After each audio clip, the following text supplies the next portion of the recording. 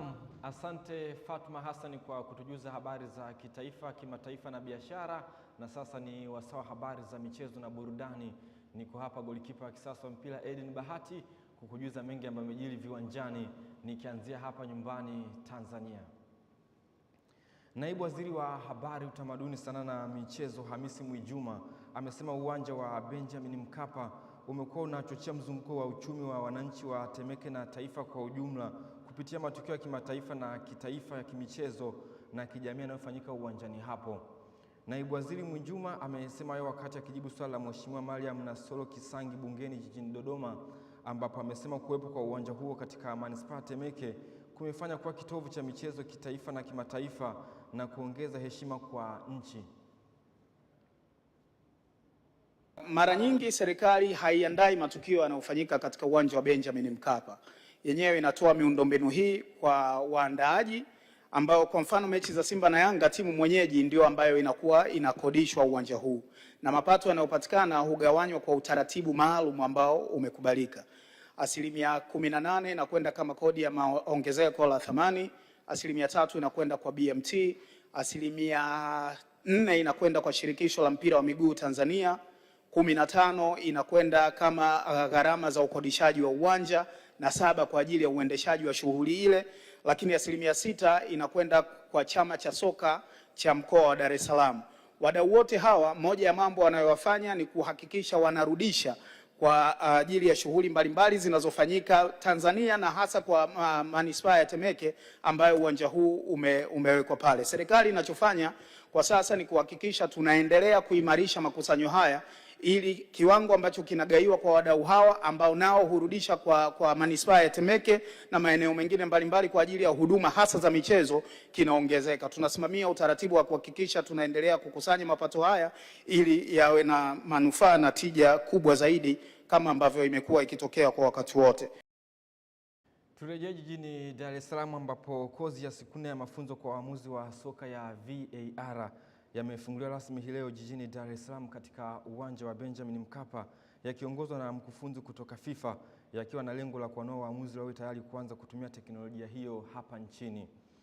Makamu wa kwanza wa rais wa TFF Athman Nyamlan amesema kuwa wao kama TFF watahakikisha wanaleta mafunzo mengi zaidi ili kuhakikisha eneo la waamuzi linatakiwa kuzifanyia kazi changamoto kwenda sambamba na ukuaji wa ligi kuu ya soka Tanzania bara. Commitment yetu sisi kwenye federation ni kwamba tunataka kila nafasi inayopatikana muendelee kupata mafunzo ili muendelee kuimarika. Kila maendeleo yana changamoto zake.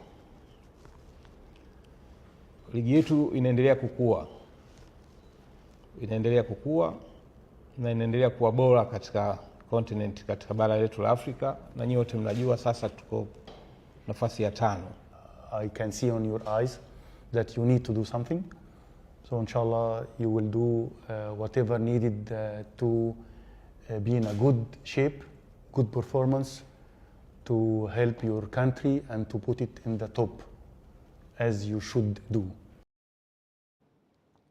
Afisa michezo mwandamizi wa Baraza la Michezo la Taifa BMT Adam Tunga amewapongeza waandaaji wa mashindano ya kuogelea kwa vijana yanayofanyika jijini Dar es Salaam, huku akikiri kwamba yatakuza vipaji nchini. Akizungumza Aprili 18, 2026 wakati wa ufunguzi wa mashindano hayo, Tunga amesema mashindano hayo ni jukwaa muhimu la kukuza na kuibua vipaji vya vijana katika mchezo huo, na mashindano hayo yameshirikisha jumla ya waogeleaji 640 kutoka nchi mbalimbali za Afrika Mashariki. Hatutaki tena tunakuelekea kuona mwanamichezo anatokea kama muujiza. Tunataka wanamichezo watengenezwe.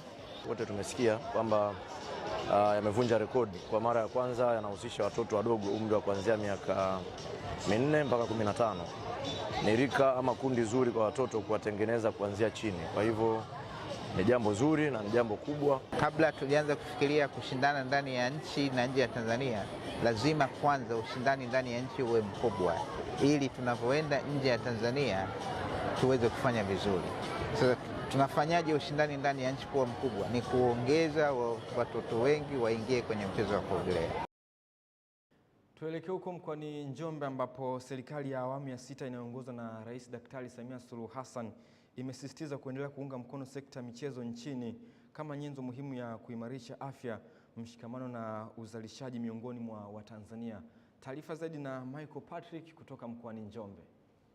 Kauli hiyo imetolewa na naibu waziri katika ofisi ya waziri mkuu anayeshughulikia kazi, ajira na mahusiano, Rahima Kisuo, kwa niaba ya waziri wa kazi wakati wa uzinduzi rasmi wa michezo ya Mei Mosi kitaifa mwaka 2026 mkoani Njombe. Kauli mbiu ya Mei Mosi mwaka huu inasemayo kazi zenye staha ni nguzo imara kwa maendeleo endelevu katika utekelezaji wa dira ya taifa 2050. Ni ya msingi sana. Kauli hii inatukumbusha umuhimu wa kufanya kazi katika mazingira yenye heshima na usawa, huku tukitambua nafasi ya michezo katika kuboresha afya na ustawi wa wafanyakazi. Serikali chini ya uongozi thabiti kabisa wa Mheshimiwa Daktari Samia Suluhu Hassan itaendelea kuthamini na kuunga mkono michezo kama nyenzo muhimu ya kujenga taifa lenye afya bora, umoja na uzalishaji wenye tija. Karibia wanamichezo 3,000 wamekusanyika katika mkoa wa Njombe, na hii ni fursa kubwa sana kwa ndugu zangu wa Njombe, naomba waichangamkie sana. Awali mwenyekiti wa kamati ya michezo ya Mei Mosi kitaifa, Roslyn Masamu, amesema maandalizi ya mashindano hayo yanaendelea vizuri. Mheshimiwa mgeni rasmi, michezo hii ilianza rasmi tarehe 14 Aprili 2026 na inategemewa kuhitimishwa rasmi tarehe 1 Mei 2026 zitakapokabidhiwa zawadi kwa washindi wa michezo hii na Mheshimiwa Rais wetu wa Jamhuri ya Muungano wa Tanzania Daktari Samia Suluhu Hassan. Wakati huo mdhamini mkuu wa mashindano hayo, kampuni ya Smart Sports kupitia mkurugenzi wake George wa Kuganda, imekabidhi vifaa na zawadi mbalimbali za michezo zenye thamani ya shilingi milioni 21 kwa ajili ya washindi, ambavyo kama taasisi yetu tuliahidi kuvitoa na leo tunakuja kutekeleza mbele yao kwenye kamati. Tuna medali, tuna jezi. Katika uzinduzi huo timu mbalimbali zimeanza kuoneshana uwezo kwenye uwanja wa Sabasaba. Mimi ni Michael Patrick, Channel 10. Asante Michael Patrick kwa taarifa hiyo, na taarifa hiyo inatuwekea utuo kwenye habari za michezo kitaifa. Na sasa ni wasaa kuangaza yale ambayo yamejiri medani za kimataifa. Tuungane na msimulizi wetu. Klabu ya Manchester City imeibuka na ushindi wa mabao 2-1 dhidi ya Arsenal katika mchezo wa ligi kuu ya soka nchini Uingereza uliopigwa jana katika dimba la Etihad jijini Manchester.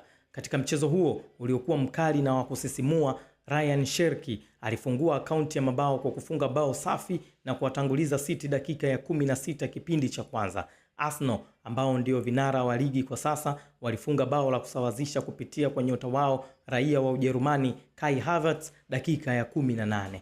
Erling Haaland aliifungia Manchester City bao la pili dakika ya 65 kipindi cha pili na kuwahakishia wananchi hao wa Uingereza alama 3 na kufufua upya mbio za ubingwa. Manchester City walionyesha ubora wao kwa kutumia vyema nafasi walizopata na kufanikiwa kuondoka na alama zote 3, huku Arsenal the Gunners wakishindwa kuhimili pressure katika dakika za mwisho za mchezo. Ushindi huo unaongeza matumaini kwa Manchester City katika mbio za ubingwa wa ligi baada ya kufikisha alama 67 kwenye michezo 32, wakati Arsenal wakiendelea kubaki kileleni na alama zao 70 wakiwa na michezo 33, huku wasiwasi wa kulikosa taji hilo ukiwa mkubwa kwa washika mtoto hao wa jiji la London. Kenny Malila, Channel 10 Michezo. Asante Kenny Malila kwa kutujuza habari za michezo medani za kimataifa kwa umakini wa hali ya juu.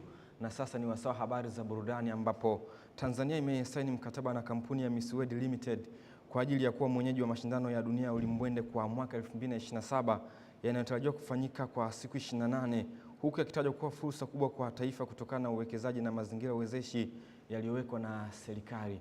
Taarifa zaidi na mwanamichezo wetu Juma Muhammad. Hafla ya utiaji saini wa uwenyeji huo imefanyika jijini Dar es Salaam ikiongozwa na Waziri wa Wizara ya Habari, Utamaduni, Sanaa na Michezo Paul Christian Makonda, sambamba na wadau wengine wa tasnia ya ulimbwende ndani na nje ya nchi, ambayo imeonyesha kuwa Tanzania imeendelea kuonyesha ukubwa na uaminifu katika nyanja mbalimbali, hasa za uandaaji wa matukio makubwa ya kidunia na Kiafrika, huku Waziri Makonda akieleza kuwa hiyo ni fursa kubwa kwa nchi na kusifu jitihada zilizofanywa na Mheshimiwa Rais wa Jamhuri ya Muungano wa Tanzania Dr. Samia Suluhu Hassan katika kuweka mazingira wezeshi. Historia hii inayoandikwa leo imechagizwa na jemedali wetu, Rais wetu Daktari Samia Suluhu Hassan. Tanzania si mali ya mtu mmoja, bali tukishirikiana wote kwa pamoja tunaweza kuifanya Tanzania kuwa bora zaidi. Na kwa maana mwaka jana 2025 alipata nafasi ya kukutana na viongozi wetu hawa na akajadiliana nao na kama kufungua fursa hii ya leo tunaoshuhudia utiwaji wa saini ni kazi ya mikono yake kwa ndoto yake ya kuiweka Tanzania kwenye ramani ya dunia kwa mara nyingine tena kupitia tasnia ya urembo. Miss World inapokuja hapa ni zaidi ya nchi 130. Katika hizo nchi 130 na zaidi wataitangaza Tanzania zaidi ya nchi 100. Job is to let everyone know about tourism. Kazi yangu ni kuhakikisha kwamba utalii wa nchi unatambulika kupitia mashindano haya. Tanzania ina utajiri wa vitu vingi na tutahakikisha hizi hoteli nzuri, mbuga za wanyama na utamaduni unakuwa kivutio kwa mashindano haya. Very grateful for employment. Juma Mohamed, Channel 10 Michezo. Taarifa ya Juma Mohamed inahitimisha habari za michezo na burudani kwa siku ya leo. Mimi ni Eden Bahati, nirejeshe matangazo yake kwake Fatuma Hassan kwa ajili ya kuhitimisha habari ya kutwa nzima ya leo kutoka hapa Channel 10 Plus.